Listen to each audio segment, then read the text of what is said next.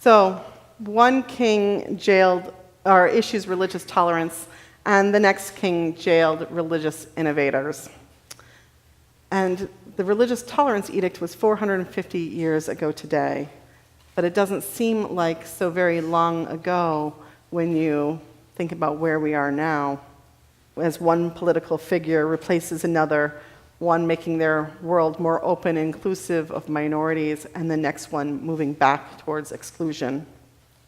I like to think that the arc of the universe is this smooth arc, always reaching us forward and upwards towards better, more wonderful worlds of inclusion and diversity and hope and compassion and caring and respect for the earth. But in fact, it probably looks a lot more like one of those line graphs, of maybe global warming, where you see it's going up over time, but it keeps going down, and up and down, and then it goes up. Or maybe the GDP, or any of those line graphs, that it's going to have some peaks before it hits the next point and spike again. So, all right. But where we are now is this point where we've rolled backwards a lot of protections, a lot of tolerances, a lot of ways in which we've made this world a more compassionate place for the people in it. You may have heard that last Sunday, the Unitarian Universalists in West Lafayette, Indiana, arrived at church, or at least the first ones who got there, arrived at church to find big banners hung, like banners, we're talking as long as a pew, hung on the fence to their church. Banners that proclaimed hate and, did I put in a picture for you? No, good. Because they said things like, die, effers, just like Las Vegas and Orlando. That was on our sibling church in West Lafayette, Indiana. The church responded by having, and it also had a date, just like a threatening date, January 23rd. So on January 23rd, the church held a concert, which was a fundraiser for progressive issues in their community, I think.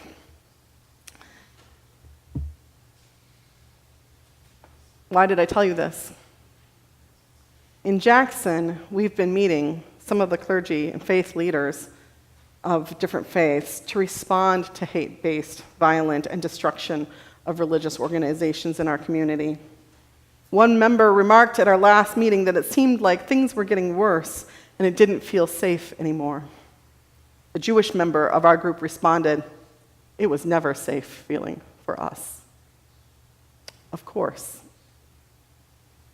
There are ways in which, by a feeling of safety and security, and like the ark was getting better, is partly a response from a place of white privilege.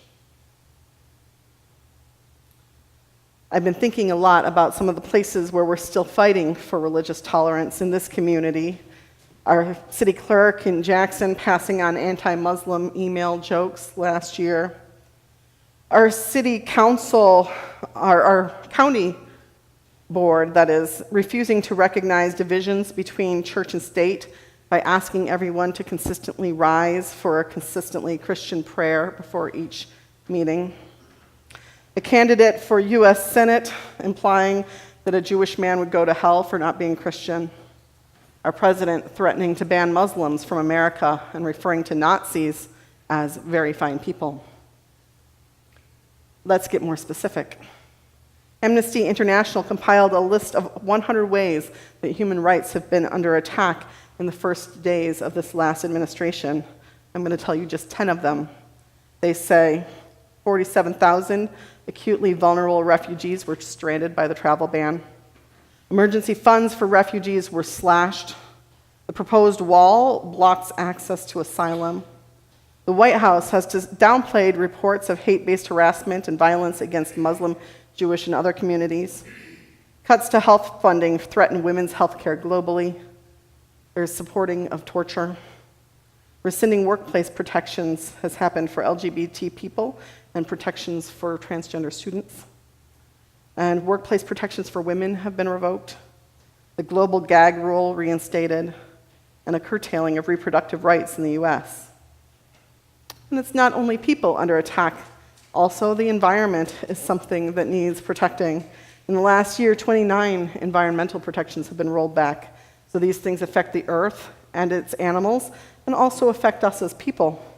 A list of these in the New York Times, updated last month, says the following things have been rolled back among many others. A hunting ban on wolves and bears, grizzly bears in Alaska, protections for whales and sea turtles, a mine cleanup rule. You know how much we love miners. Well, a mine cleanup rule has been revoked, restrictions on fishing, and endangered species listings. And that's just a few. 24 more environmental rollbacks in progress, in addition to the ones that have already gone through. So this is the cycle of history, right? We have a period of expansion of human rights, and then a period of freedom, and then we have a period of contraction of human rights. And that's where we are right now.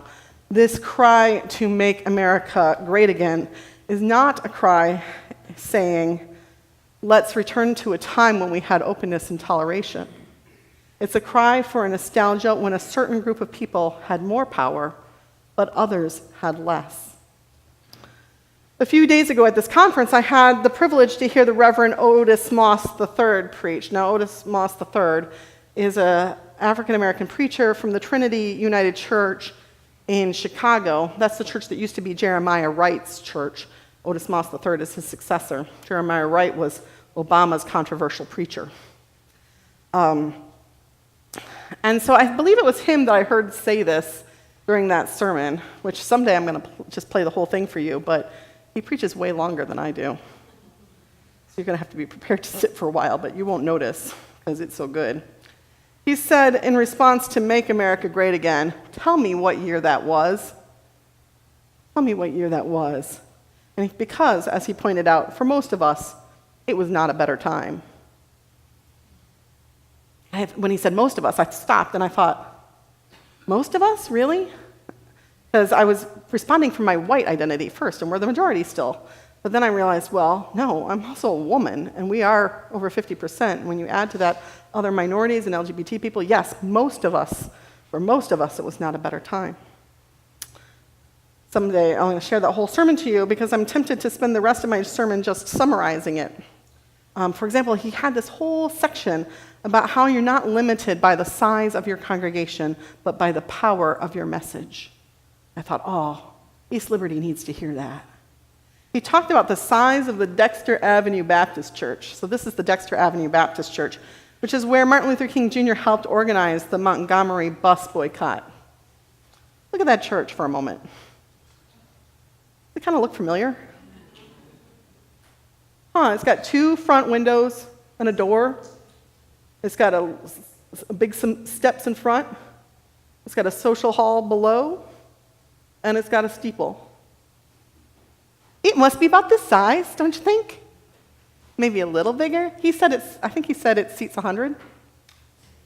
Yeah, we seat that many if we're squishing. There's a reason that people are marching in the streets again today. And that's because 450 years after the Edict of Torda, we are living in that period of contraction of human rights and religious freedoms, not expansion. But we have enough of history now to know the examples of the way that things could be and to know what we're fighting for, and we will not be moved. So you know by now that what I think is the answer is an all-encompassing love, a love that stretches us out ever further. For some of us, love is God, God is love. For some of us, we mean something less theological and more human. Oh, here's my pictures of how we know, to go back to how we know enough of history to make it better. I love this old hippie in action.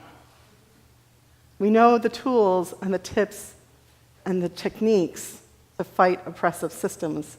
And we have won battles in the past, and we will win them again in the future.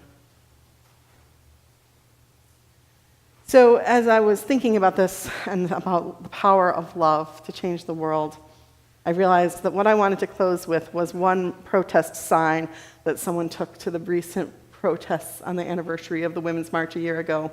And that's this one, which quotes from the most recent Star Wars movie. Because, Star Wars is like scripture for me sometimes. It says, "That's how we're going to win. Not fighting what we hate, but saving what we love." May it be so. May the Force be with you.